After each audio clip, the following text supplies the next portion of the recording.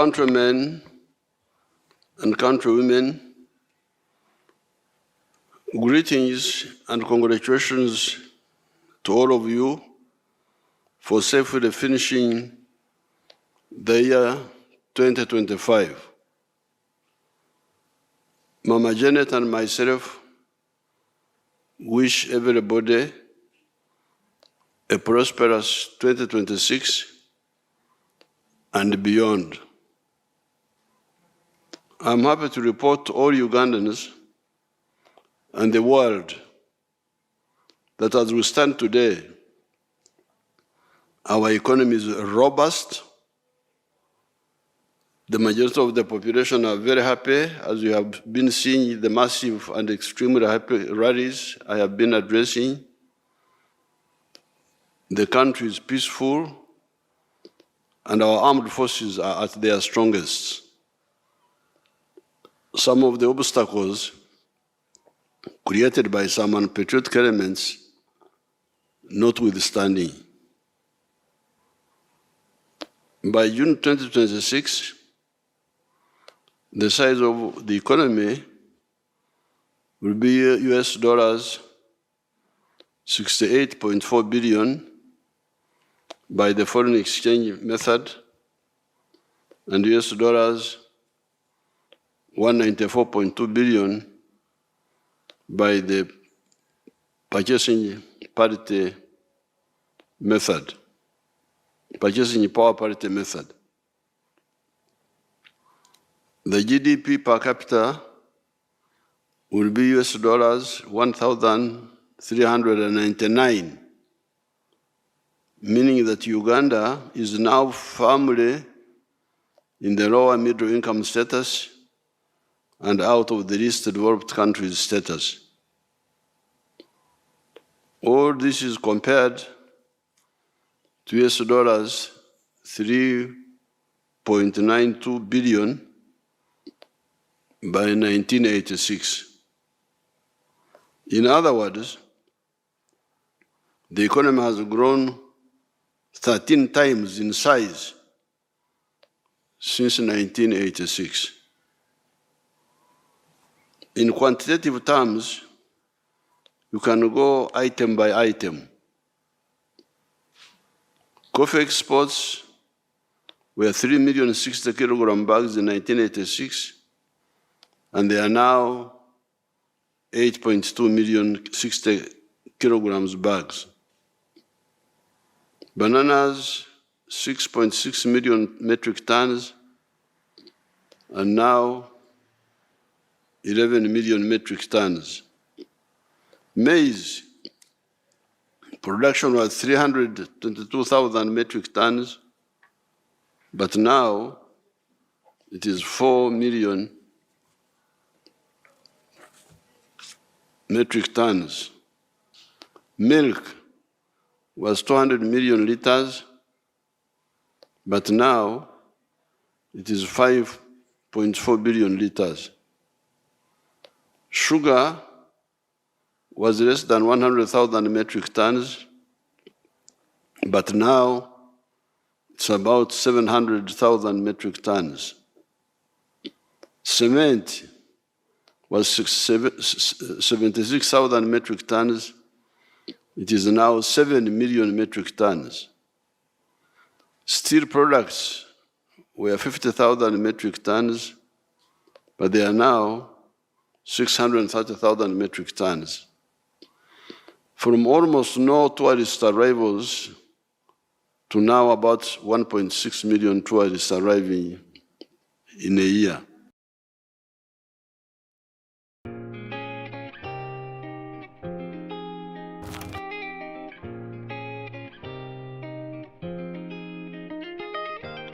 ਸ਼ਾਮਾਂ ਤੋਂ ਤੂੰ ਖੋਲੀ ਲਾਲੀ ਮੈਨੂੰ ਪੂਰੀਆਂ ਸ਼ੱਕਾਂ ਨੀ ਸਾਗਰਾਂ ਨੂੰ ਤੂੰ ਰਿਸ਼ਵਤ ਦੇ ਕੇ ਲੈ ਲੀਆਂ ਨੀਲੀਆਂ ਅੱਖਾਂ ਨੀ ਹਾਸਾ ਤੇਰਾ ਰੌਣਕ ਲਾਵੇ ਜੱਟੀਏ ਪੱਤ ਚੜ ਸੁੰਨੀ ਚ ਮੋੜ ਦੇ ਚੰਨ ਨੂੰ ਤਾਰੇ ਕਾਤੋਂ ਜੜ ਕੇ ਬੈਗੀ ਚੁੰਨੀ ਚ ਹੋਗੀ ਕੁੜੀਏ ਲਾ ਲਾ ਲਾ ਲਾ ਹਿਮਾਲਾ ਹਿੱਲ ਗਈ ਪਰਬਤ ਮਾਲਾ ਤੂੰ ਛਣਕਾਏ ਝਾਂਜਰਾਂ ਦੇ ਜਦ ਬੋਰ ਨੀ ਤੇਰੀ ਤੋਰ ਦੇਖ ਕੇ ਉਹ ਪਿੰਡ ਹੋ ਗਏ ਮੋਰ ਫਲਾਵਰਾਂ ਚੋਂ ਰਸ ਲੈਗੀ ਤੈਨੂੰ ਲੱਭਦੇ ਫਿਰਦੇ ਭੌਰ ਨੀ ਤੇਰੀ ਤੋਰ ਦੇਖ ਕੇ offend ਹੋ From less than 1,000 hotel beds to now about 150,000 hotel beds, etc. As I've told you before, our economy has now gone through 5 phases. And these are the minimum recovery phase, the expansion of the small recovered colonial and neo-colonial economy phase, diversification of that economy by converting more products into cash products,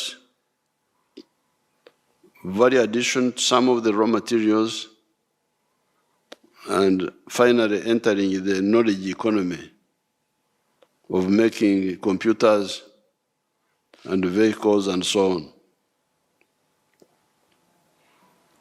We have even entered a new phase when our export earnings for goods and services are exceeding our import bill of US dollars 11.03 billion. The export earnings are US dollars 13.4 billion. This means we have got more than $2 billion surplus on the account. Our exports earnings are more than our import bill. Yes, we still have poor people. We still have unemployed graduates. We still have some bad roads because of under-budgeting for them and corruption. However, all these will be solved. Why? It is because we have already moved 70% of the homesteads into the money economy. Yet, by 2013, only 32% of the homesteads were in the money economy. A whole 68% were still abakorera ekida kyonka, teach, me each keken, working only for the stomach. At independence in 1962, only 9% of the households were in the money economy. By 1960, in our sub-county of Ntungamo, with its 8 parishes of Nyaburuza, Chikoni, Chiora, Kahunga, Musana, Nyarware, Murisa Rwenkote, and Watete's parish, I was not aware of any family that had entered the money economy other than the 6 Indian and Arab shops at the Ntungamo Trading Center, and the limping small shops of Misi at Musana, Boatete on the way to Nyartuntu, and Tinkasimire at Ntera. Therefore, seeing that 70% of the families are in the money economy now is a qualitatively new phenomenon for Uganda. Apart from peace, economic and social infrastructure, what is crucial for the masses are the personal issues of poverty, education for the children, health, and jobs. NRM has for a long time designed solutions for these mass issues. Nobody who is sincere can say that the NRM has ever overlooked or has never identified and provided for these issues. Right from 1997, the NRM provided for both UPE and Ntandikwa. We then added NADS, Operation Wealth Creation, Emioga, the Youth Fund, the Women Fund, Universal Secondary Education, etc. Targeting what? Targeting poverty and free education for the children of the poor. However, just like the Jews did not believe that Jesus was the Messiah, some groups are always not bothering to understand or use these solutions. Those who listened are doing very well. You need examples? Here are some. These are Rashida of Butambara, Apio of Lira, of the Lira area, Ogira of Abim.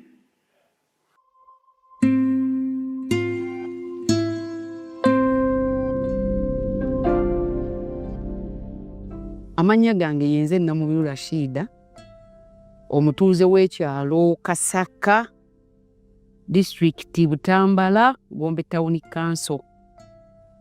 Nze omu ku baasookera ddala okuganyulwa mu ssente za PDM, mu sako yaffe baali bagiyita Kasaka Enterprise Group, gotire yalingi.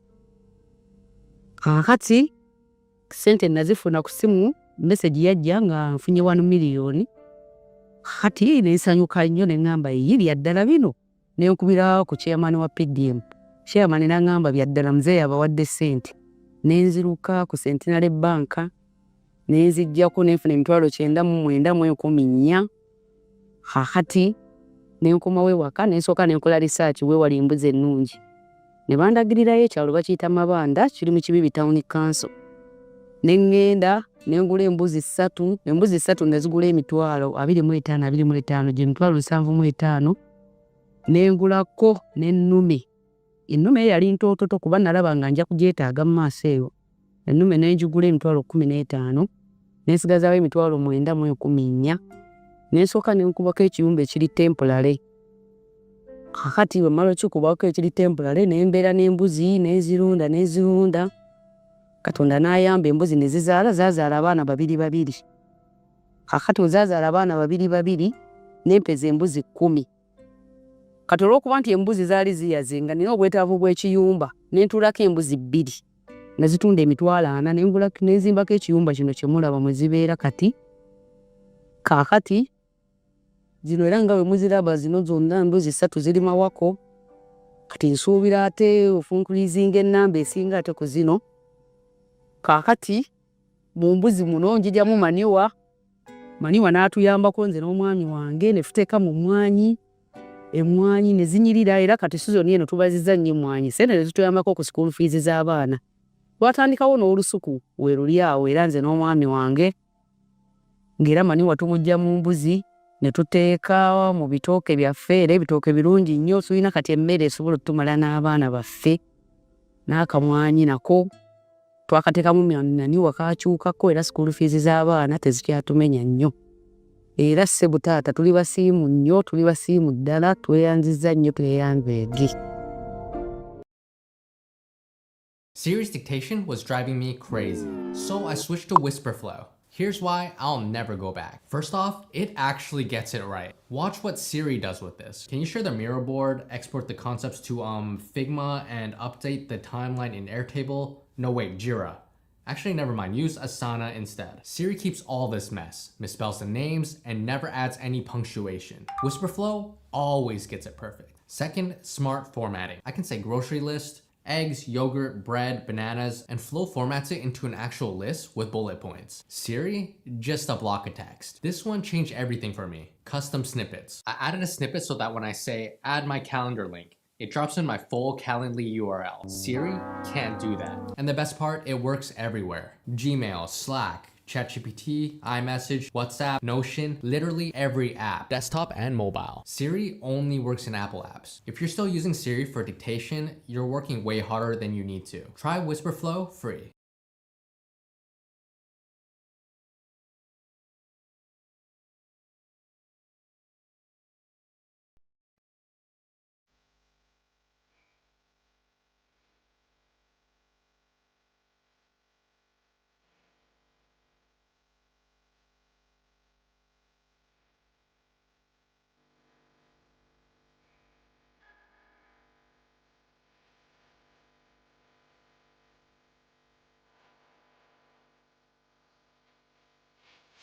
driving down the store.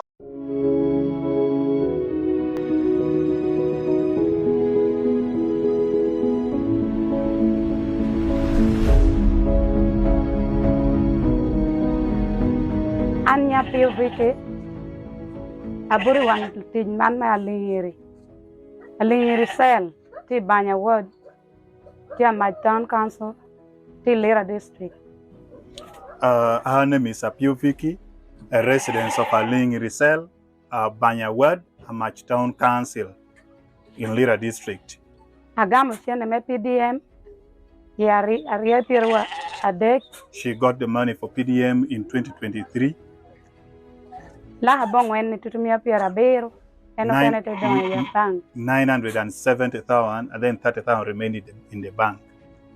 ata bino puru kara chel ke nywagi She planted maize.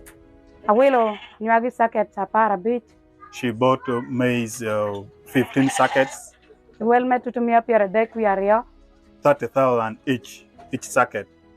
ata kela te puru por mer gena dek dush puru eka sadek. She used it, actually she planted it in the 3 acres of land. Puru tutumia pira bit manu la ha chele nushu Preparing the garden cost her 150 for the 3 acres.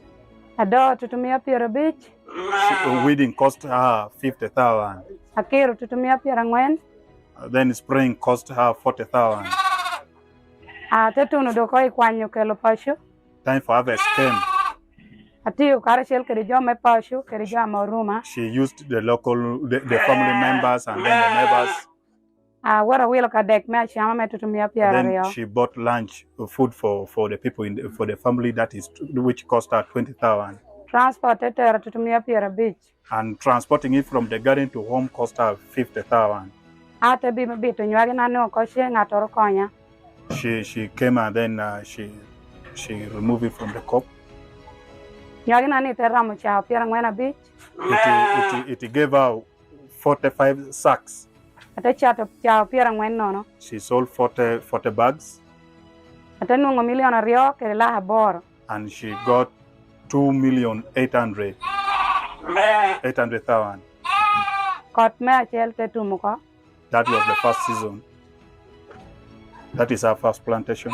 ate wor ka poko kwanyo milion chel akero dong me pu Out of the 2.8, she decided to keep 1 million aside for farming again. kwanyo milion chel awelo ke roma pa She used 1 million for buying ships, 10 of them. la haboro achwalo ke rutina res Then she used 800,000 for school fees. mano tegi kano That is how he spent her first money. ario pire wangwen In 2024, apuro nywagi she planted maize again. amero eka sacheli koma dek She added 1 hectare on the 3 to make 4 acres. ate pur da kitane na pur ke riche pur ke tutola chel Then she used it cost her. The total cost was the same as the first one. ate kwanyo da ate kelo ko pashu Then she brought it at home. ate nungo chao pira bit nono She got 50 sacks. ate poko de yigi ko itich She divided them, the sacks. kwanyo milion ario la habiro Out of the money she got, she removed 2.7. awelo ke flood She replaced 2.7 million and she used it to buy a plot of land. kwanyo milion chel She again used she picked 1 million out of the money. akero ko bank me pur me ko She has saved it in the bank waiting for the coming season. wiyo dong ate tedi chani The remaining balance, po wiyo chwalo pine school they topped the remaining balance and helped them to take back the children to school. atido kare chel ke roma pira rio no ni chawani At the moment, out of the 10, she's now having 20 ships. amedo atia gwa kono mirbe pira rio wiye eno kene yigi obedo an ario ate chato It was supposed to be more than 20, but others got abortion And then some were also not doing well in Shoal 2, which were not doing well. They were not very healthy, so she sold it at 150 each, totaling to 300,000. Mono bera PDM amanena mokonya tutwala. That is how PDM has benefited her. Amita po PDM karashel kere teacher dushu. Mita po government me Uganda kuna kobonya po me chohoro chunmon dang yakina chenta me PDM Allah kwa mona polo mi otino datia winya ba. She once again want to thank the president, and she want to thank his idea for bringing PDM that has helped very many women. Dana kobonya duong chunyo yini mede karashel kere meda we dang tun bodjo kene chane. Our appreciation is that President, His Excellency, should continue with the good heart. Apoya. Thank you. I am Mr. Korea Dick Ogira. I am a model farmer in Abim district. My village here is called Arangetoy West. Arangetoy Parish, Abuk Town Council, Abim district in Karamoja. The mango trees you are seeing here were given to me by the president through Operation Wealth Creation. I received 200 mango seedlings and I planted all, and they are all doing well. Apart from this venture, I got money from PDM last year. I got 880,000. And I used 800,000 for buying 10 goats. And the goats are there. They have multiplied. They are now 16. Part of the money of PDM I used for buying cassava stems. Through that money, I've managed to plant 2 acres of cassava. They are now doing well. The first acre I intend to harvest next year in January. And then for the mangoes you are seeing, I started harvesting last year in 2023. The first harvest, I got 6 million. That was in June. Then second harvest in November, I got another 6 million. So last year, from these mangoes, I got 12 million shillings. I've been selling to the people around. Actually, Soroti Fruit Factory has booked this mango. They want me to take these mangoes tomorrow, 2025, to the factory. Actually, I've been selling locally. I've been selling 1 at 500 shillings, 2 1,000. And people are buying. These mangoes are very good. The mangoes trees you are seeing here are giving me money, a lot of money. And I want to thank His Excellency, the President of the Republic of Uganda, Kaguta Museveni, for coming up with the idea of Operation Wealth Creation in the country. This is money. I am not going to suffer. My children will not suffer because of this wealth. I call it wealth now. I always harvest. I don't harvest mango. I harvest money, not mangoes. So I want to thank our president so much. And next year, if all goes well, I expect to get 18 million first harvest. And then second harvest, I also expect to get 18 million next year, 2025. So altogether, I expect to get 36 million shillings. And this money I will use for paying fees for my children. At the moment, I sleep in grass-thatched house because children at school, the money I get, I use for paying fees. So if all goes well, I will use part of the money for constructing a nice house for my family and even paying fees for my children. And I want to request the President of the Republic of Uganda, Yoweri Museveni, to continue teaching people, to continue mobilizing people to do this kind of activity I've done here. This is Karamoja. You may think Karamoja mangoes cannot do well in Karamoja. We are now in Karamoja and you can see the mangoes. These are for the simple beginners under the PDM programs or Operation Wealth Creation. There are, however, big operators that started on their own, just responding to my message of wealth and jobs creation. These are Joseph Ijara of Serere, Karero of Gomba, Nyakano of Rwengaju, Basango of Kamuri, etc., etc. Hello, my name is Joseph Ijala. I am the proprietor of Taifa Farm, which is located in Serere in a place called Kakusi, where we are. And in Taifa, we have dairy, poultry, and we're also making laundry bar soap. But we also have the value addition aspect of the farm, where we produce yogurt and pack it, tin it for the market. This project started 11 years ago after an inspiration from His Excellency, the President of Uganda, when he had come here and he was teaching people about the 4-acre model. He was having a rally in Soroti, and that time I was working as a taxi driver. So I was doing that Masao business in Soroti. So when I heard this, when I heard he was around, I crossed to go and listen to his story. And he was talking about a 4-acre model, how to improve household income.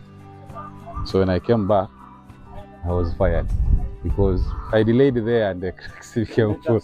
And the guy said, you go and eat those words that you had. But I had already this land, 2.5 acres, but I also had local chicken here. But after hearing that, I got inspired to put more effort on raising this chicken. So I raised the chicken to the tune of about 100 of them.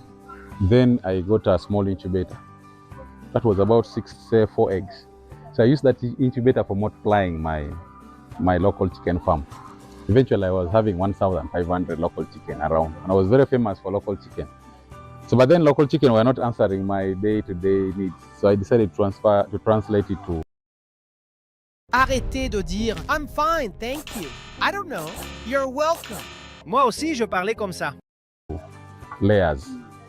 In Taifa Farm, we have 10,000 layers, which give me about 310 trays per day, and each tray goes at a price of 10,500. So approximately 3 million, about 3 million shillings a day from the eggs that we get.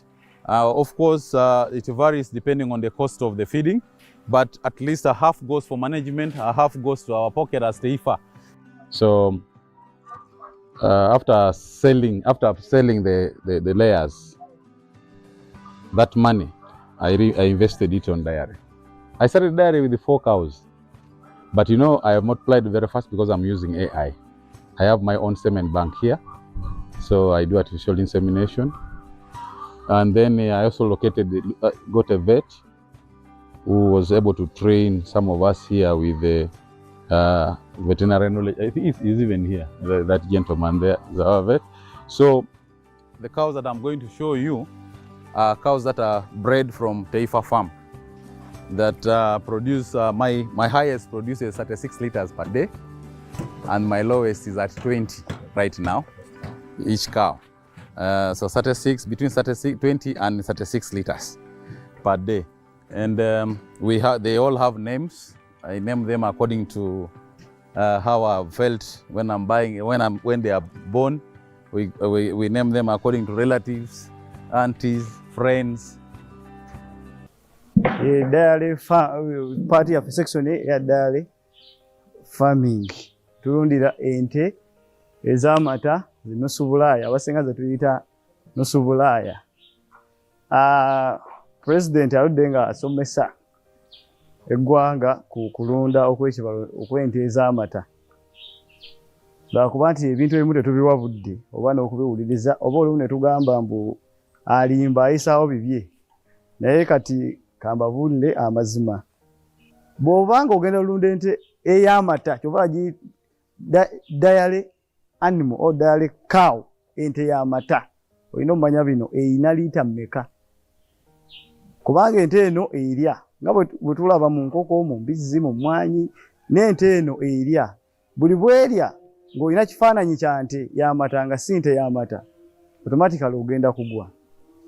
So omulunzi yandibadde afuna ente waakiri emuwa liita 25 okudda waggulu. Wano mu Uganda weeziri, wano tulina n'ente eza liita 35 4. So bw'oba ogenda olunda ente z'amata, olulyo kikulu nnyo, olulyo. Ne bw'onoogiriisa byonna byonna by'olina olya ng'olulyo lukyamu, nga teri mmenti kuwa liita 25 tejja zikuwa oba 3. So ekyo ekibalo kikulu nnyo olulyo. So katunule ente.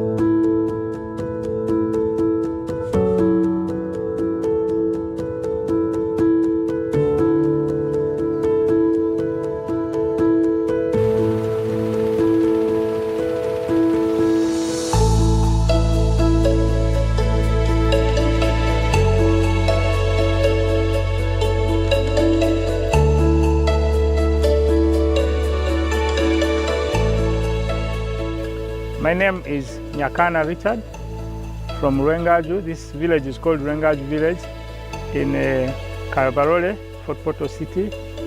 And where we are here is my home and it's my farm.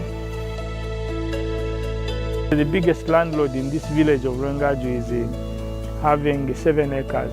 People are surviving on quarter an acre, half an acre. 80% of the population here, they are on half an acre, they are on quarter an acre. This farm and this home is seated on 1.25 acre. It is surveyed land. And 1 acre of land here, where we are here, is costing 80 million Uganda shillings. It is very expensive to buy land. Our farm is called Kana Farm. It is having 4 economic activities. Number 1, we are in zero grazing of dairy cows. Number 2, we are in poultry, majorly for layer birds. Number 3, we are in feed processing for livestock. And number 4, manure production.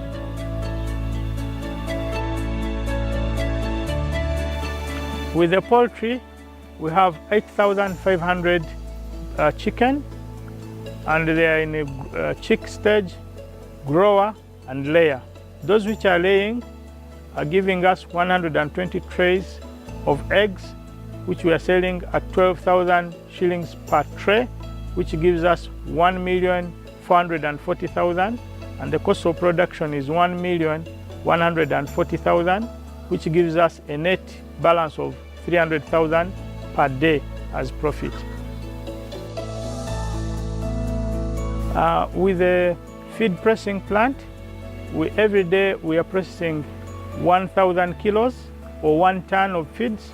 We are selling these feeds at 1,850 per kilo, and the cost of production is 1,700. So on every kilo we are making 150 shillings times 1,000 kilo. That is 150,000 shillings per day as net balance of profit from the feeds processing plant.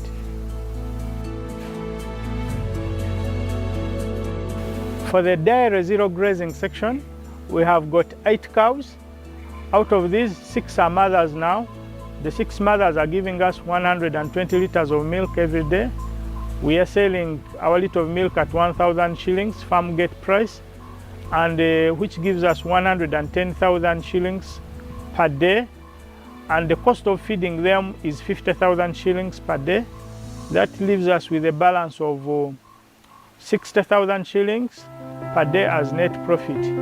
These are 8 cows. The 2 cows are heifers, but the beauty of it is these cows gives us, the mothers gives us, every cow gives a heifer or gives birth to a heifer every year. So with the fourth component is the waste, production of waste. We are generating a lot of waste from the poultry and the cows. After extracting the biogas, we are using the gas for cooking. After extracting that, we use the manure. First, the immediate neighbors are taking this manure. We are not selling this manure to the immediate neighbors. Those who have got banana plantations, we give them. We have connected the channel to them. But the balance of manure in excess of what they take, we sell 2 lorries per month. And each lorry is 300,000, and that comes with 600,000. So when we deduct the cost of ferrying and collection is 50,000, we remain with 550,000 per month after giving the neighbors.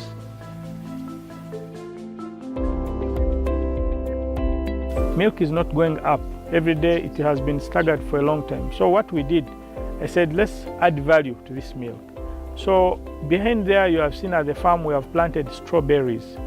These are fresh strawberries which get ripe. We process them, we freeze them, we blend them into our milk, and we work on the yogurt.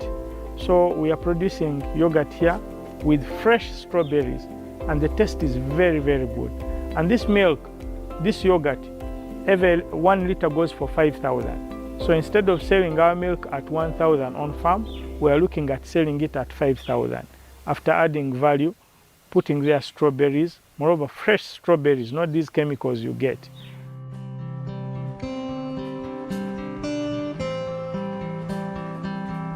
We are employing permanent 10 workers and then temporary 5 workers.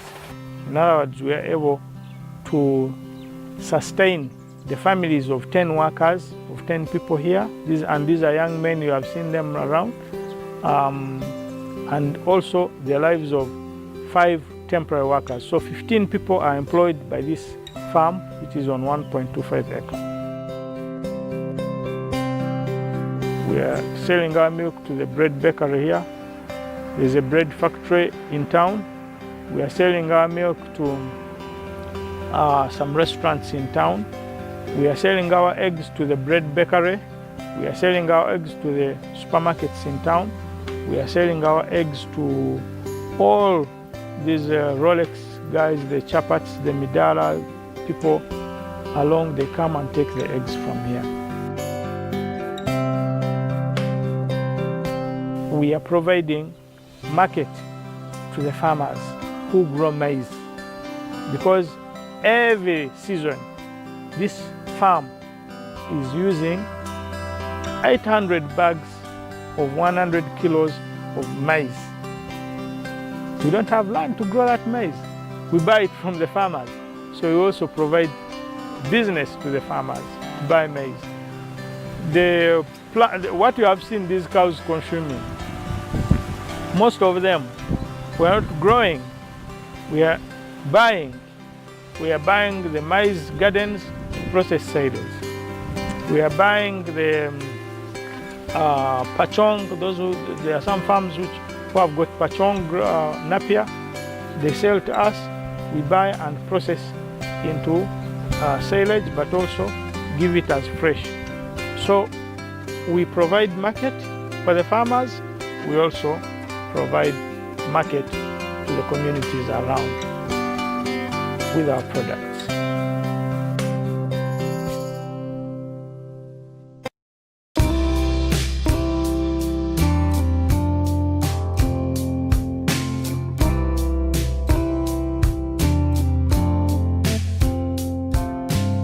Nze Basangwa Johnson, Managing Director wa Jaka Poultry Farm. Jaka Poultry Farm eyaganibwa Bukwenge, Kamuli Municipality, Kamuli District.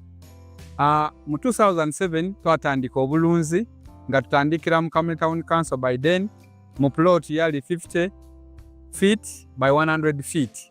ezo futi 5 ku 10 ed'eitaka. Tutandika tutya? Twali nga tulina ebyobufuzi wano mu Kamuli nga waliwo ensonga nga chairman wero C5 omugenzi Kawuga bamwidukira Katonda amuwe ekyumulo eky'emirembe nga bamutwoiremu abantu bangi abatamu application nga bali kwenda okufuuka ba chairman ba 5. Aye president yaida yatulungamya yakoba ati bana abantu mwena temusobola kuba ba chairman ba 5. Aye abantu mujje mukola emirimu egindi ng'okulunda yayogera kulunda embidi okulunda enkoko byonna yabyogera. Nze napikinga mu ekyokulunda enkoko n'atandika efaamu mu 2007 n'enkoko 5. Sawa dino wendogerera ku faamu kuno tize mabega ntambwire. President yaida yankyalira mu 2010 nga nina enkoko 5,000 yasanuka ino. Sawa dino tutambwire tulina enkoko 1,200 tufulumya amagi etro 2,000 buli lunaku.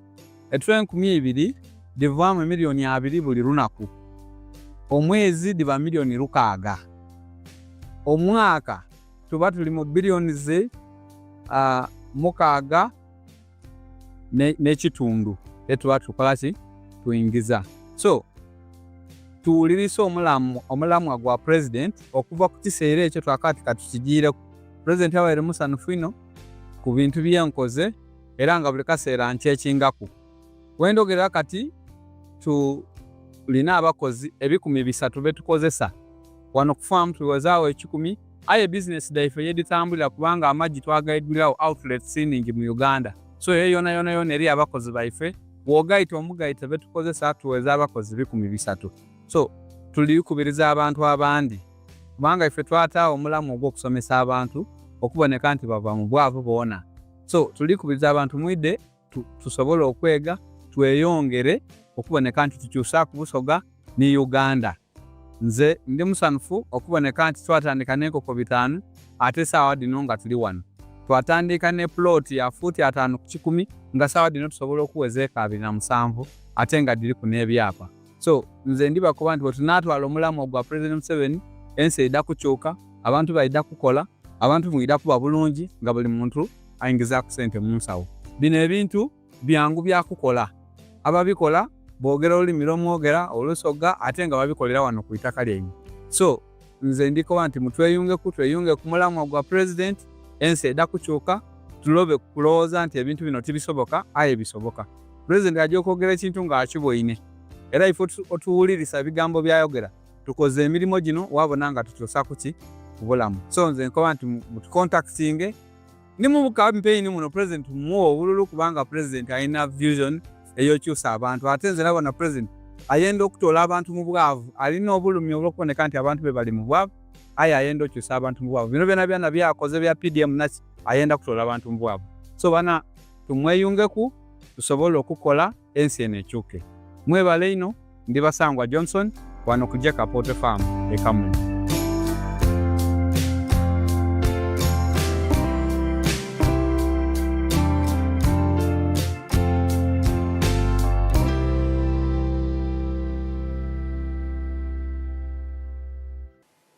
There are millions of them. When I fly over the cattle corridor and see the nice, well-fenced, bush-cleared farms of the dairy and beef cattle in the previous Irungu wilderness of that zone of our country, I fly over the Masakaraka Isembabwe area with the coffee gardens in maybe 60% of the homes. I fly over Kalangara with the palm trees for oil.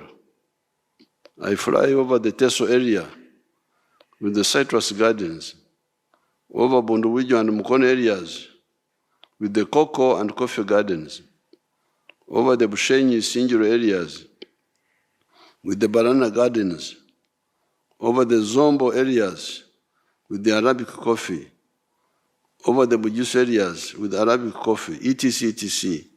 You realize that our efforts have not been in vain, and anybody who downplays these achievements is an enemy of Uganda. This is even before you talk about the huge sugarcane plantations in Busoga and Bunyoro, the palm oil plantations in Maruzi, Lango, the sugarcane plantations in the Ruweru and Nakasiki areas, or the Kayunga areas. Have you seen the magnificent tea estates in the Toro, Ankora, and Kigezi areas? With the tea, there is the temporary problem of low prices. However, the people in the tea sector have assured me that the price is only affected by the failure to use fertilizers and bad picking methods. All this is just in the commercial agricultural sector. How about manufacturing and services? Have you heard that Uganda has now got more than 50,000 factories, employing over 800,000 people? The services sector has created 6 million jobs, and the hotels now have 150,000 hotel beds. The commercial agricultural sector is now employing 3.8 million people. The IC sector is employing 2.3 million people. These figures have been given to me recently by finance. There were others which had been given, but they say these are the correct ones. Therefore, the issue of wealth and jobs has solutions for those willing to listen. The issue of free education started well in 1997, and it worked well for some years. The number of children, a total of 20 million children, got free education for primary and secondary schools. Then the local elite came in and started extracting money from the poor families for commercialized education. That has led to the children dropping out of school. You can check district by district the completion rate between the primary and the secondary school bridges and thereafter.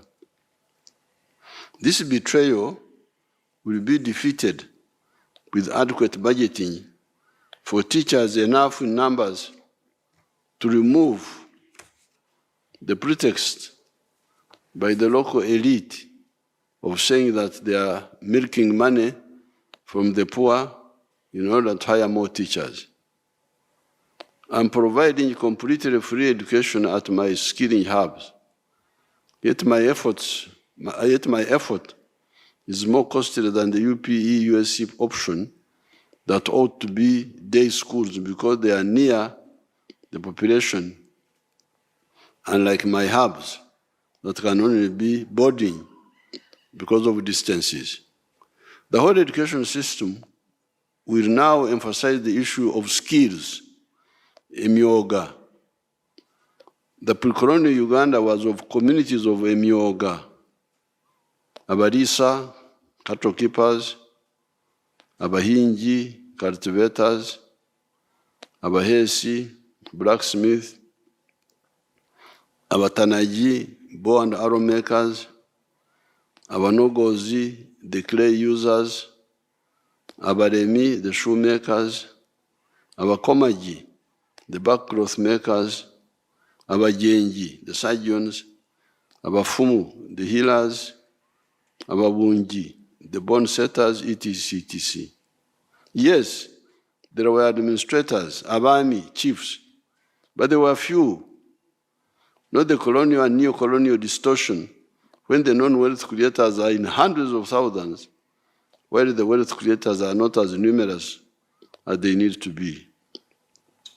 It is therefore correct that the education system goes back to the strategy of modernized emyoga. Part of the health strategy, although partially implemented, has worked very well. This is the strategy of prevention through immunization, hygiene, good lifestyle, nutrition, safe water, etc. Although it is only immunization, and safe water that have really been worked on, it has improved the average life expectancy from 43 years to 68 years. However, there is the problem of curative that is still outstanding. That problem is tied up with the problem of obtafayo, not bothering with important things. It is tied up with the issue of corruption. Here in the times of the British, the time of independence, and after. In all that time, I saw the corruption of the public servants. That is the chiefs, the veterinary personnel, the medical personnel, the school teachers, etc. When we were in the bush, I told the NRM leadership that we could not trust the public servants to serve our people honestly. I therefore proposed that we add our own structures elected by the people to supervise the interests of the people. You have that power to elect the LC1s, LC2s, LC3s, LC5s, members of parliament, councillors, etc. These are the ones to report corruption and other misconduct in the area, especially the ones being paid by the state. Those are the LC3 chairperson, the member of parliament, and the LC5 chairperson and other officials. What has happened is corruption, land grabbing, etc., happening in Congo or Uganda. If it is happening in a locality in Uganda, where there is a galaxy of all those elected and paid leaders, why do they not expose the problem? Yes, the government has another galaxy of actors, accountants, auditors, etc. We shall continue trying to bring them to Jesus Christ and Muhammad for salvation, to save them from corruption, and also axe the incorrigible ones. However, when my strategy of the LC system works, it will be a game changer. Recently, near Mpigi town, I engaged some Bazukuru there that were talking about corruption. I told them to elect serious leaders, serious people that guard their interests, the interests of the people. That was why the LC system was designed. Finally, on the issue of political competition and law and order, politics is not about the livelihood of leaders.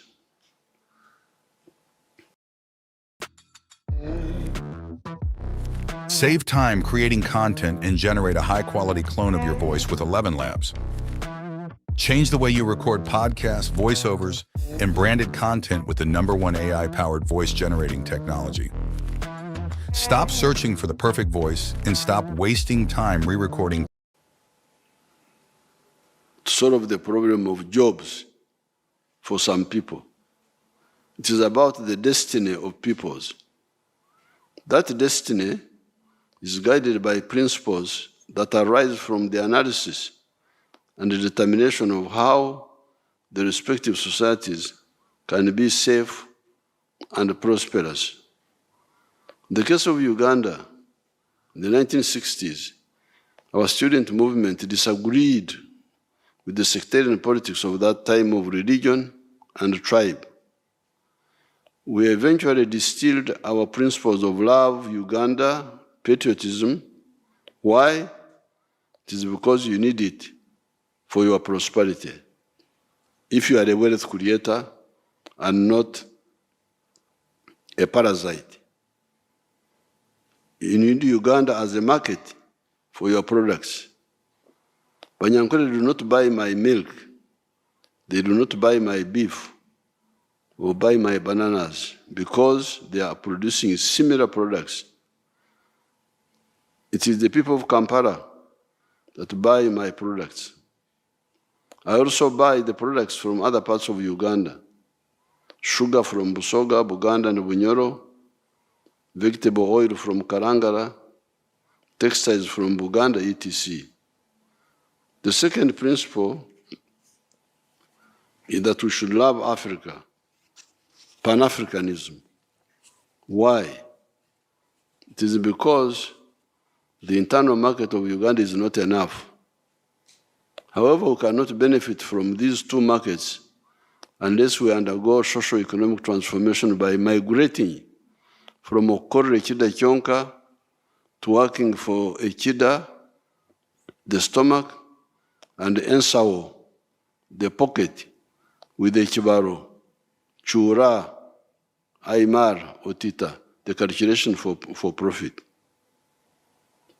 Then the fourth principle is democracy. It is people that believe in these principles, which is the only way to prosperity, that I associate with politically. It is unprincipled for one to fight somebody that fights these principles. Instead, you should discuss among those who believe in these principles to determine who should represent us here or there according to the suitability. The moment you see political positions as a means of living, you then become a problem for your country. Since 1971, we left well-paying jobs to fight Idi Amin. Why? It is because we were sure that he would block our vision of patriotism, Pan-Africanism, socio-economic transformation, and democracy. Previously, we had been massaging Obote because there was a possibility that he could move with us on Pan-Africanism, for example, the East African Federation. Therefore, the political actors should stop the pseudo-politics of me, because it is not only barren, but very destructive for countries. On the issue of law and order, you have been seeing the indiscipline and anarchic conduct of some of the opposition, guided by the wrong politics in their heads and prompted by parasitic foreigners that back them. They make many mistakes. These include transporting audiences to create the image of big crowds at the venues. Those arrested following Mr. Kyagulanyi at Mile 4 in Mbarara confessed that they had a fleet of possibly 200 vehicles transporting those nomadic audiences. You then have the Kyagulanyi schemes of causing chaos in the country on behalf of the foreigners that fund them and back them. Mr. Kyagulanyi and his evil foreigners that back him fail to understand that Uganda is a land of spiritual and political matters. The spiritual matters like Karoli Rwanga, etc., the political matters like Rutamaguzi, are very good examples for the present generations. Many Ugandans, especially those that have been with the opposition, get flabbergasted by those schemes and link up with us and peacefully dissolve those schemes. Do you remember Taja Kulaira? Do you remember Gen Z plan for the 4th of July, 2024, for the riots like those of Kenya, etc.? Do you remember those? They were rejected by the people. Have you noticed the number of NUP flag bearers for parliament that are pulling out?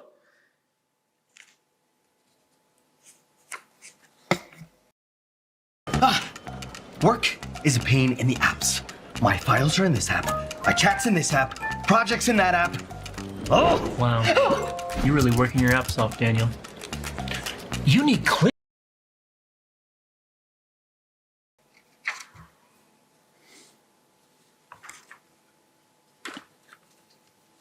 The criminal opposition must also stop intimidating Ugandans. You have no right to intimidate a Ugandan. Therefore, Ugandans, come out and vote.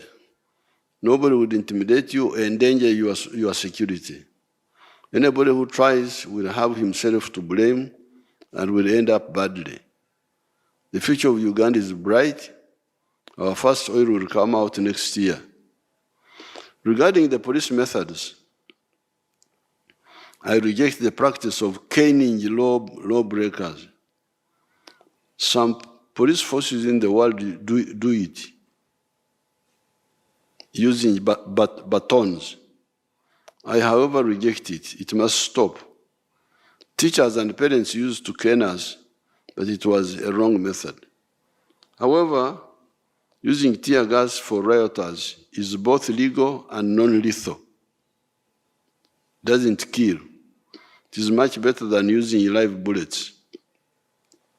However, the police should be more methodical if they are to use tear gas or water cannons or other non-lethal techniques by, for instance, requesting in time the bystanders to move away before using tear gas and other anti-riot non-lethal methods against the rioters.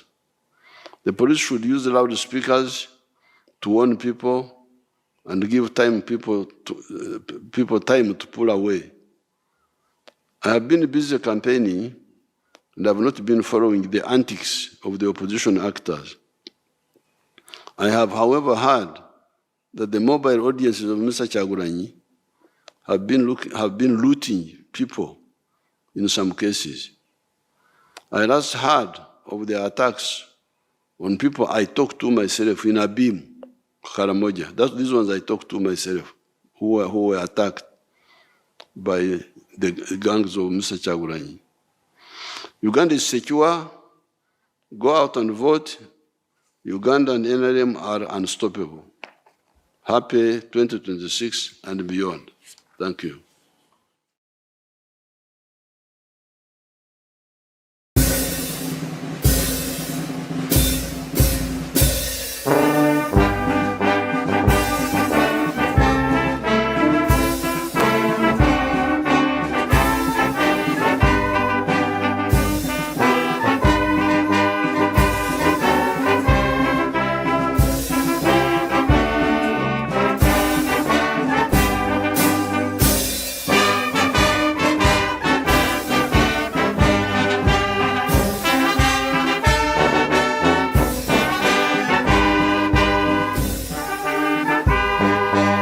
uendeshaji wa masuala ya kisiasa ya kitaifa, tutajaribu kuweka bidii, na mimi nikiwa msaidizi wako mkuu na kuhakikisha kwamba nitaweka bidii ili kurahisisha mzigo ambao wewe unabeba kama kiongozi wa taifa letu la Kenya, ili utusaidie kupiga hatua ambayo imebaki pale mbele.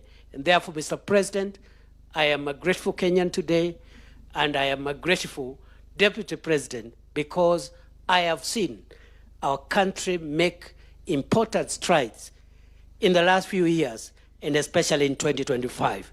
With those many remarks, I now want to request that His Excellency the President can come and address us as we proceed with today's program. I request we be upstanding and a round of applause for His Excellency President William Samoei Ruto.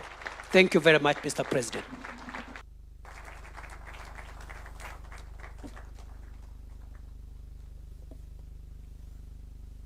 Thank you very much, Mr. Deputy President. Please, let's take our seats.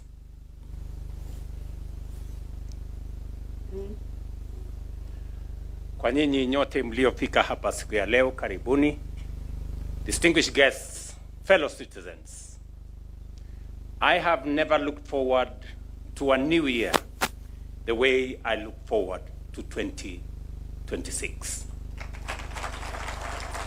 I do not say this lightly. I say it from the place of conviction, born of what we have achieved together, the foundations we have laid, and the certainty that those foundations now allow us finally to reach for our highest ideals as a nation. This has been a year that tested our resolve and our collective purpose. A year that demanded sacrifice and called for unity. As president, I am proud to say that together we rose to the occasion. When I addressed the nation at a time like this last year, I outlined the decisive measures we had taken in 2023 and 2024, not only to stabilize our economy, but also to begin turning it around. I said then that 2025 would be the year when we would start earning the dividends of the hard work we had undertaken together since 2023. And indeed, looking back, this has been the year in which our deliberate choices, sometimes difficult and often demanding, began to pay off. For the first time in a long while, Kenya is not guessing. We are not drifting. We are not gambling. We have set our targets. We have begun the journey. And we now have a clear roadmap to make 2026 a defining year in Kenya's history. Tonight, fellow citizens, this is not just a customary New Year address. It is a moment that calls on all of us to seize the opportunity before us, to walk together as one people, and to complete a journey that has been delayed for far too long. 2026 will be a watershed year in the story of our republic, a turning point in our march from promise to prosperity, a year that future generations will look back on and say, that is when Kenya changed course. We can speak of this moment with confidence because we are not starting from nothing. We are building on a solid foundation already laid. Step by step, we confronted difficulties, carved out opportunities, and laid a strong and formidable base for the future of our country. But the story of 2025 is not merely about numbers and statistics. It is about people, the hustlers, the mama mbogas, the border riders, the farmers, the traders, the entrepreneurs, and the workers whose toil, patience, and sacrifice have begun to yield tangible results. It is the story of ordinary citizens whose lives have quietly changed in very extraordinary ways.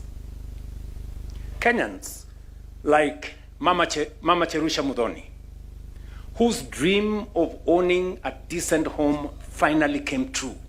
For years, her family lived in a single crowded room, exposed to rain and cold, in dignity and fear, never knowing what tomorrow might bring. In 2025, that chapter of uncertainty ended.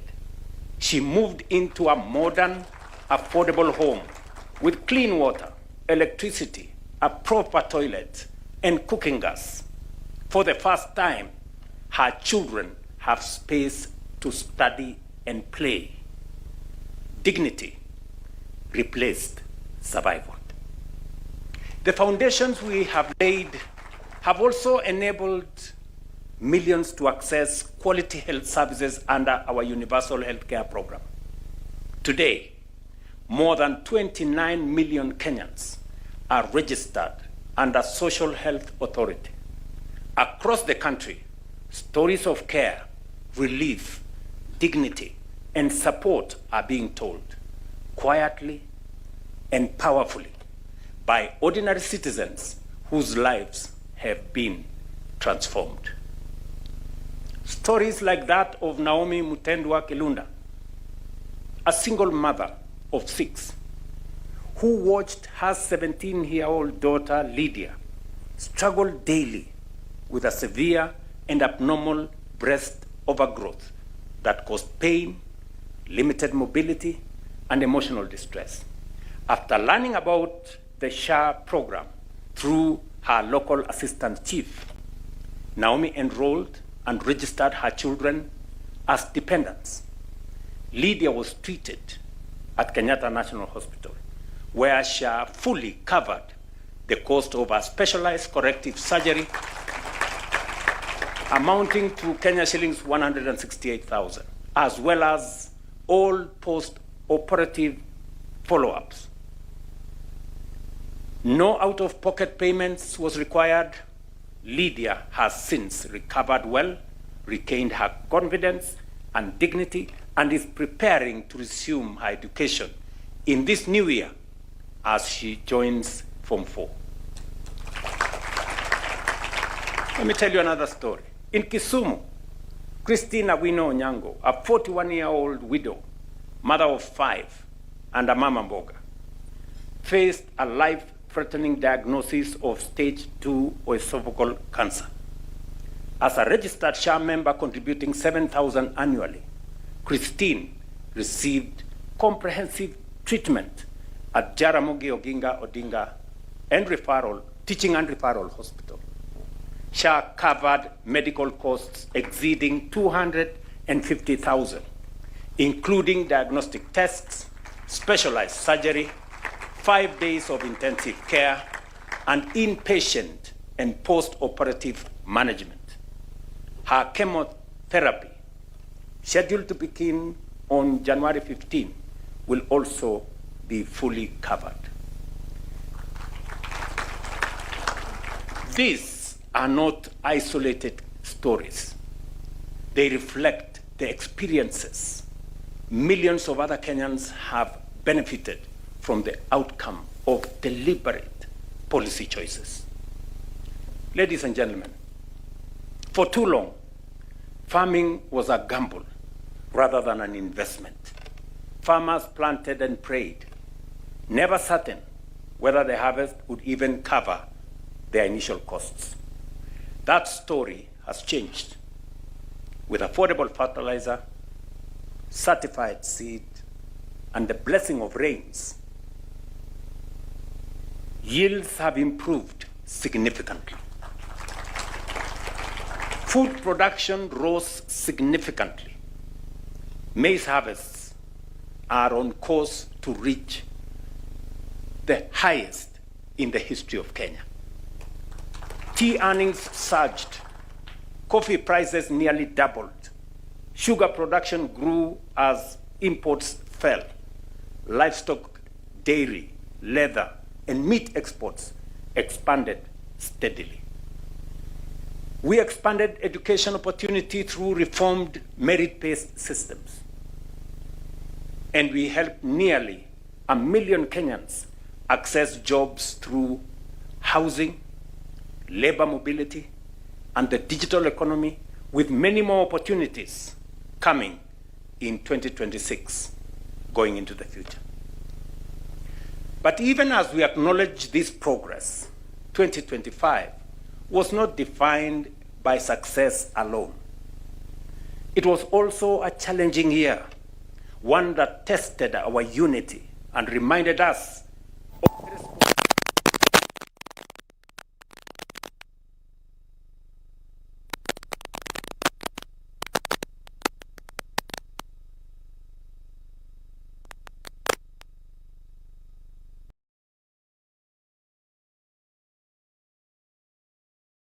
guarantees every Kenyan the right to express themselves, participate freely in our democracy. But it also imposes responsibilities on citizens and leaders alike to uphold uphold the rule of law, protect life and property, and safeguard peace and stability. Our responsibilities are inseparable. In a thriving democracy, debate and dissent are legitimate and necessary. But our Constitution does not license violence or criminality. Differences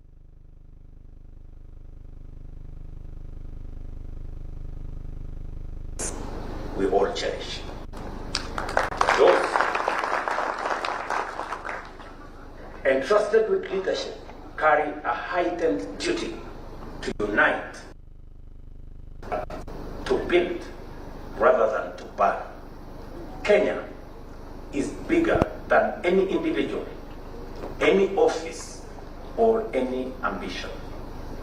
This republic belongs to all of us. And because it belongs to all of us, we share a duty to protect it. Ladies and gentlemen, as I announced during the State of the Nation address, 2026 marks the moment when our journey to transform Kenya into a first-world economy begins in earnest. What matters now is execution. But to speak honestly about the future, we must begin with the truth about the present. Today, nearly 4 in every 10 Kenyans live below the poverty line. That is more than 20 million of our people. Families working hard, yet struggling to meet their basic needs.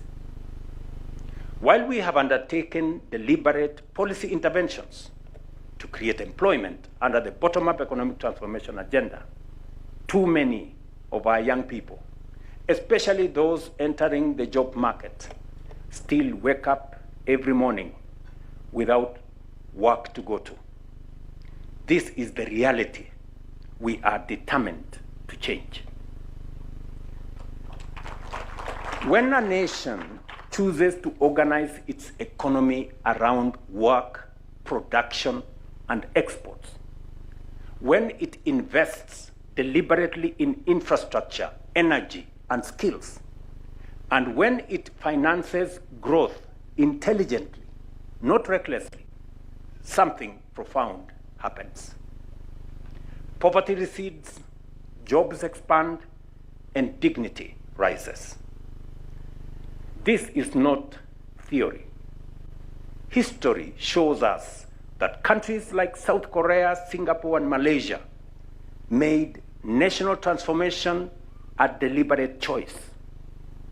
Each organized its economy around work, industry, exports, and skills, investing deliberately in infrastructure and people. Poverty fell, jobs grew, a strong middle class emerged. These countries were not spared hardship. They prevailed despite it. Their success was built on elevated ambition, relentless determination, and sustained action over time. That is the path we have chosen for Kenya. That is the future we are determined to build. So, ladies and gentlemen, let's be clear about our goals. We are committing ourselves to a measurable national mission.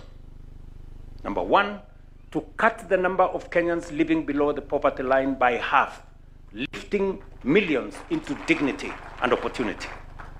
To cut unemployment by half, ensuring that millions of our citizens are productive, they are earning, and they are contributing to their country. And we will do this without crushing taxpayers or without saddling our children with unsustainable debt. That is why in January 2026, we will fully establish and operationalize the National Infrastructure Fund and the Sovereign Wealth Fund. key instruments designed to underpin Kenya's transformation. The National Infrastructure Fund will serve as the central engine for aligning our financial resources with Kenya's development priorities.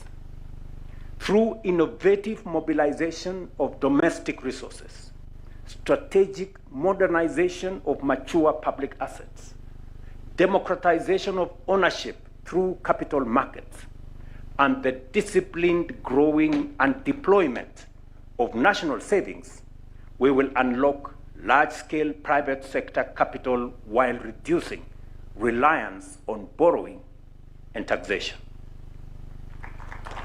All proceeds, and I repeat, all proceeds from privatization will be ring-fenced and invested strictly in public infrastructure projects that generate and preserve long-term value.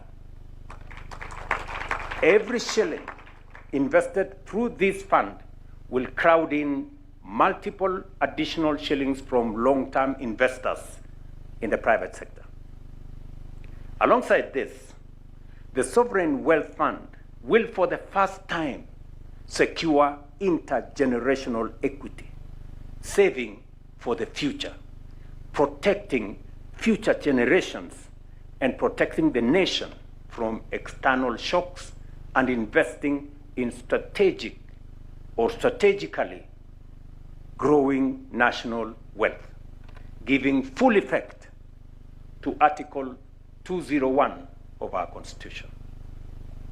Together, these two funds will enhance by multiples the financing of Kenya's development agenda and accelerate our bottom-up transformation as we charge forward full steam to economic freedom and a first-world economy. Through this framework, 2026 becomes the year of execution at scale. In this new year, we will complete the Talanta Sports Complex, ready to host major international sporting events, including the 2027 AFCON. We will also complete the state-of-the-art Bomas International Convention Center, restoring it as a premier venue for national and international conferences and positioning Kenya as the region's hub for international events. We will accelerate the tarmacking of the 6,000 kilometers of roads already contracted and underway across the country, including the Rironi-Mau Summit Road, which will be completed and open for traffic by mid-2027. I want to state that we already have resources to undertake the feasibility study to extend that road from Mau Summit through Eldoret to Malaba, and from Mau Summit through Kericho to Kisumu to Malaba. At the same time, we will start the construction of several new highways countrywide, as I did announce in my State of the Nation address. Ladies and gentlemen, in this new year, we will also commence the construction of the Naivasha, Narok, Bomet, Nyamira, Kisumu, Malaba standard gauge railway, creating a modern transport and logistics corridor linking Kenya to East and Central Africa region. Equally, we will launch the Galana Kulalu Dam, whose contract was signed yesterday, and several others as part of the expansion of our irrigation infrastructure across the country, with the ultimate objective of bringing 2.5 million acres of land under irrigation. We will also begin the construction of a modern, world-class airport at the Jomo Kenyatta International Airport to anchor our nation as the aviation's capital of our region and boost our trade and tourism sectors. I've just given you a list of the things that we will do in 2026. Ladies and gentlemen, changing and transforming a country does not require a miracle. It requires a clear and bold vision and a leadership equal to that vision. The nations that have succeeded were not exceptional by accident. They were deliberate by choice.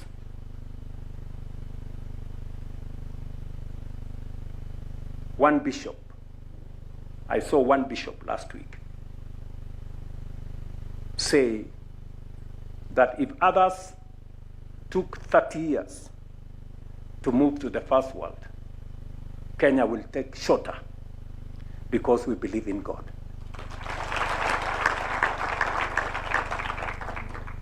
Fellow citizens, allow me to address a silent but deadly crisis confronting our nation today. Alcohol and drug abuse has become a clear and present danger to Kenya's health, security, and economic future. 1 in every 6 Kenyans aged between 15 and 65, that is close to 5 million people, are currently using at least one drug or substance of abuse. This is no longer a marginal issue. It is a national emergency. The burden falls heaviest on men and young people. 1 in every 3 Kenyan men in this age group uses drugs or abuses alcohol. Among young adults aged between 25 and 35, our most productive population, 1 in every 5 is affected. Over 1.5 million young Kenyans are being pulled away from opportunity into dependency. Alcohol, and I repeat, alcohol remains the most widely used substance, with more than 3.2 million current users. Initiation often occurs between 16 and 20 years, and in some cases, as early as 7 years, exposing children to lifelong harm before even adulthood begins. Kenya cannot grow. Kenya cannot compete or remain secure when millions are trapped in addiction. This crisis demands decisive national action. Accordingly, going into the new year, the government will confront alcohol and drug abuse as a national development and security emergency, backed by political will, expanded enforcement capacity, and coordinated action across government. We will establish a strengthened anti-narcotics unit within the Directorate of Criminal Investigations with operational capacity comparable to the anti-terrorism police unit. Fully resourced with modern surveillance, intelligence, forensics, financial investigation capabilities, the unit will operate as a permanent multi-agency formation, working closely with the National Authority for the Campaign Against Alcohol and Drug Abuse, NACADA, the National Intelligence Service, border management agencies, county governments, and international partners. To support this expansion, the unit's strength will be boosted from the current 200 to 700 officers through new recruitment and redeployment, all trained and equipped for national operations against high-level traffickers, financiers, and organized criminal networks. asset tracing, seizure, and forfeiture will become central to every narcotics and illicit alcohol investigation.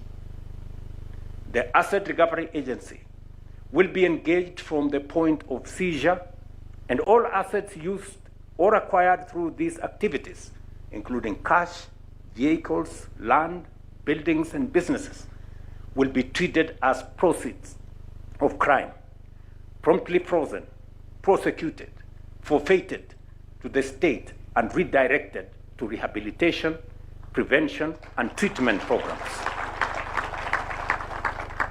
Recognizing these crimes as organized criminal enterprises, I urge the judiciary to consider establishing specialized courts to fast-track cases.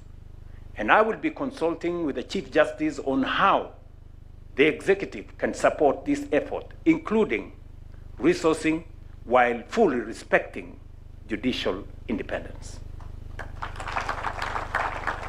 Border security will be strengthened through enhanced capacity for the Border Patrol Unit and the National Police Service, including modern surveillance technologies to monitor movement across our borders. Finally, to safeguard integrity within the security agencies, any government official, including security officers, found culpable of facilitating, protecting, or colluding with drug traffickers or illicit alcohol networks will be prosecuted and dismissed forthwith from service. Fellow citizens, this struggle is deeply personal to me as president and as a parent. No law can replace parental guidance, community values, or early intervention in the lives of our children. As parents, we must choose to be present in the lives of our children. We cannot afford to delegate our children to others. We must guide them, protect them, and intervene early before addiction takes hold. If we fail to act, we fail our children, and we fail the next generation. If we rise to this duty, we secure not only their future, but the moral strength and destiny of our nation.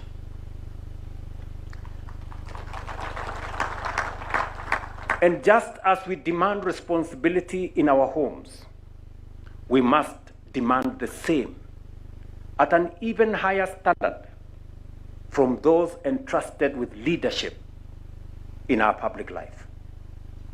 Leaders must lead from the front. I reiterate that 2026 and the years beyond will usher in a period of accountability. Leadership will not be judged not by promises made, but by performance delivered. Not by the exuberance of youth or the longevity of service, but by results and a proven track record. Those entrusted with the privilege of leadership will be held to account for the service they render and the outcomes they deliver to the people, not for the excuses crafted to mask a poverty of ideas or a lack of ambition. The measure of leadership is impact, and that standard will apply to all. Happy New Year 2026. May God bless you all. May God bless Kenya. And I thank you for your attention. Asanteni sana. Another one. Mwakoze cyane. Nigeze kumva indirimbo hano ivugamo igiswahili ngo bado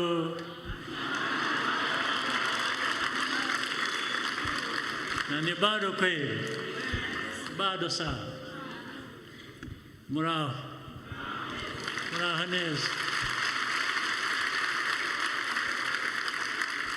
mwakoze cyane kwitabira ubutumire bwacu. Ubutumire nubwo gusabana tugasangira byinshi, ariko icyangombwa cyane ni kwishimira byinshi nabyo. Uwo mwaka turangije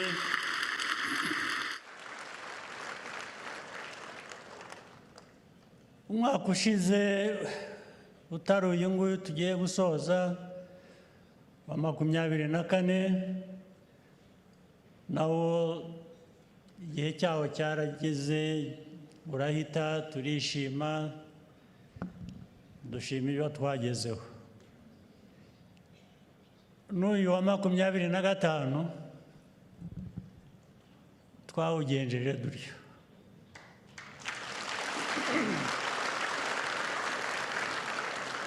Twawukozemo byinshi, twageze kuri byinshi, uyu mwanya ni uwo kubyishimira.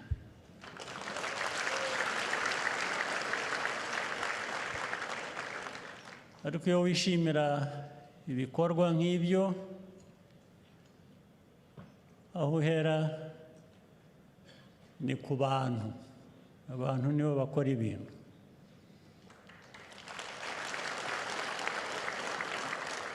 Ndabashimira rero nk'abantu mwakoreye igihugu cyanyu, twaba twarageze kuri byinshi, ndetse dutegereje kugera ku bindi byinshi muri uyu mwaka mushya tugiyemo wa 26.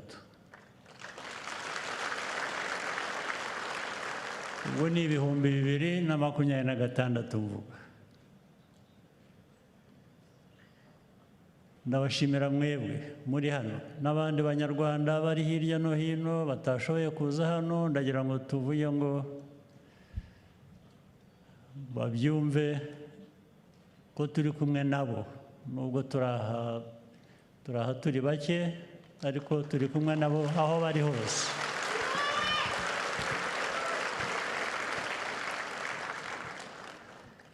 Ibi kandi bishoboka nanone kubera ko dufite umutekano.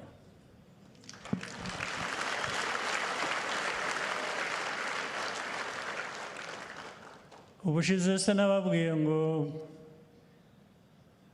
abaryama baryame, baryamire igihe, basinzire.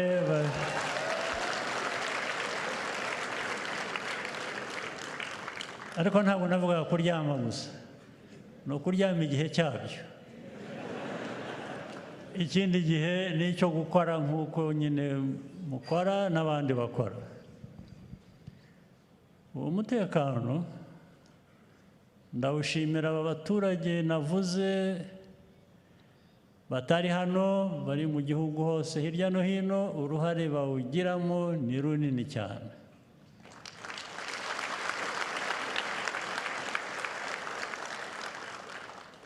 Ubwo birumvikana ubundi bukurikizeho.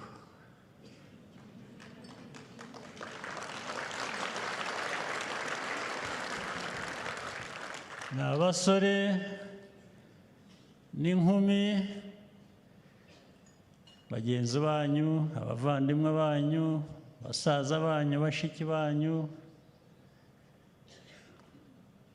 barara ijoro n'amanywa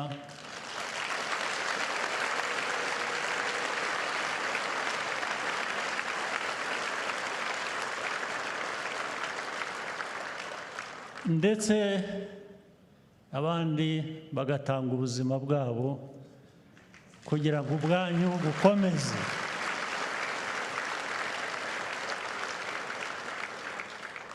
Abantu batanga ubuzima bwabo kugira ngo ubwanyu bukomeze, urumva ko ari igikorwa gikomeye. Nagira ngo mu izina ryanyu n'abandi mbashimire cyane.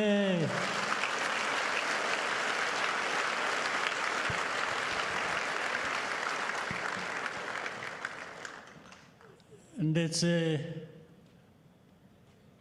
hari imiryango abo bana bakomokamo cyangwa bafitanye isano iyo ari yo yose batashoboye cyangwa badashoboye batazashobora kuba bari kumwe kwishimana n'abo babo kubera ko batanze ubuzima bwabo kugira ngo ubwanyu bukomeze bubeho.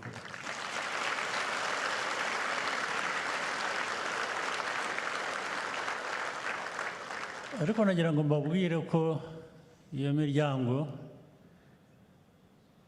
itari yonyine, turi kumwe nayo. Turi kumwe nayo buri munsi. N'ejo tuzaba turi kumwe nabo, n'ejo bundi, n'umwaka utaha, n'uwundi utaha, bityo.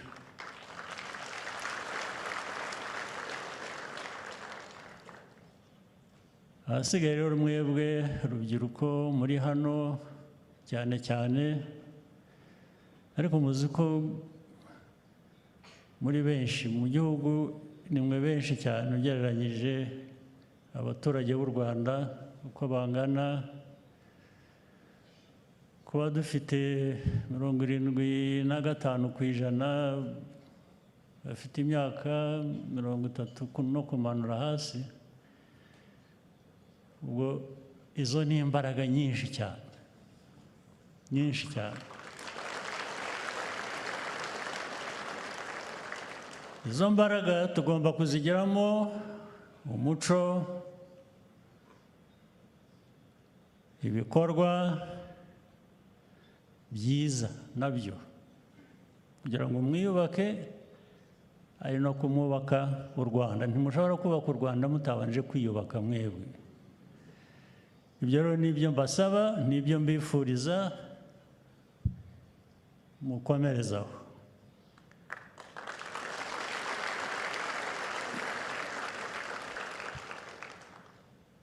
Reka no gutinda, ubundi umunsi cyangwa ijambo rirangiza umwaka tuvuga ku gihugu hose rizajya hanze ejo cyangwa ejo bundi, sinzi. Hari abantegeka ubwo bazambwira bati jya gutanga ijambo, nzabikora. Ijambo narariteguye, sinshaka kuvuga byinshi cyane, ubwo ibindi nari kuzavuga bizasohoka muri iryo jambo.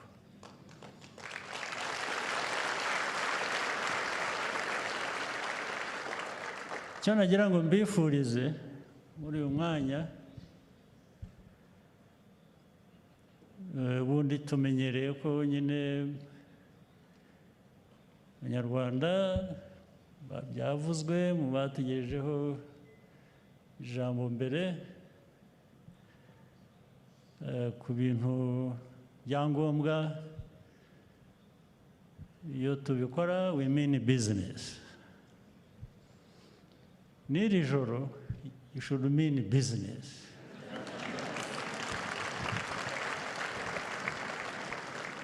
Mwidagadure nabyo you mean business, sibyo? Ariko sinabura ko bagira inama nanone.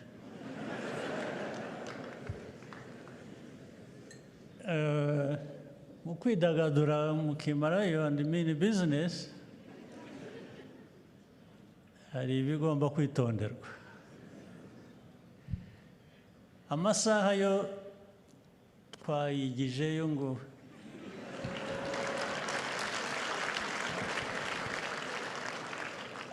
ariko hari icyo tutigizayo. Ubu abapolisi n'abandi babwiwe ko nta muntu bari bukoreho isaha iyo ari yo yose.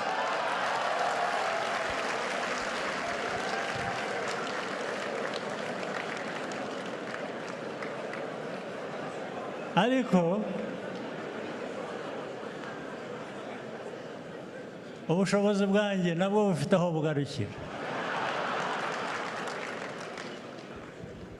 Ntabwo nashoboye kubabwira kudakoresha twa twuma dupima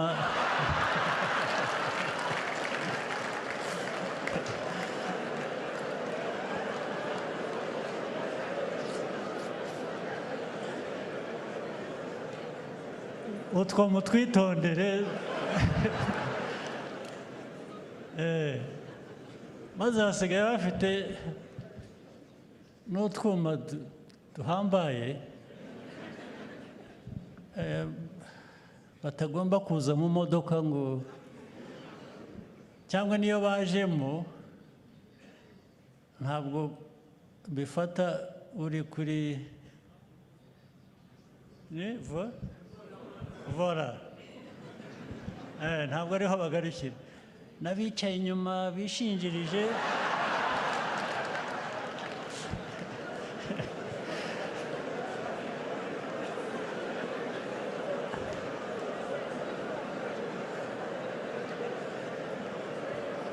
ako kuma karabamenya kakabakangura. Reka two kubitindaho ngira ngo ubwo mwabyumvise. Ibindi byose mwidagadure nimugera ahandi hamwe mucishe make taza ariko ubwo ni ukubarinda